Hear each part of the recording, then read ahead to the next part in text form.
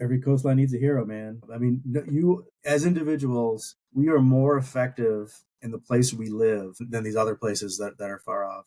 And not only that, you have expertise in relationships that an outsider will never have. And so I think for this report, it's meant as a resource. We kind of there's 6 habitats in the paper, and we considered others, but they didn't make the report. I didn't see mudflats in that report. Yeah, we failed. Angelo, didn't see mudflats in that. We'll do a separate report on mangroves, mudflats, and salmon.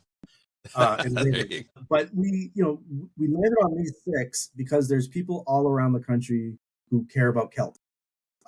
For sure. Kelp is just a great example.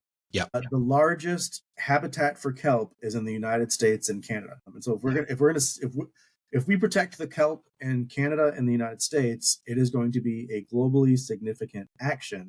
But only 2% of U.S. waters have kelp, and it tends to be near shore. Like it tends to be a water shallower than 130 feet, which is like 30 meters.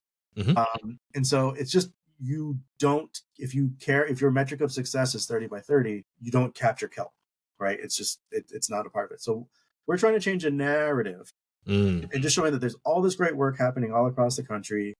So if you're just a person living somewhere, you know what you care about. You know if there's coral reefs off your water. You know if it's kelp. You know if you're surrounded by seagrasses, because all across the country, these habitats dominate in different places. And this is a resource for you to understand some of the more successful interventions that are happening all across the United States. And it can be a starting place for you. So maybe you're in the U.S. Virgin Islands, and they have a really good watershed plan. But other things that you could learn from Guam, like what are the things that they can learn from one another? But like the big picture is we're trying to change this narrative of nobody has ever stood in front of the Grand Canyon and said, I bet you didn't know how many acres are in here. It's the Grand freaking Canyon.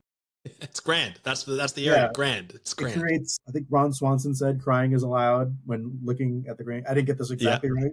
It says crying is allowed when you're in front of the Grand Canyon because it's a magnificent, beautiful place, and I feel that way about coral reefs. So these are magnificent, beautiful places. And they do not get enough attention, national conservation discussion. And we're hoping to help change that narrative and deliver a hero for every coastline.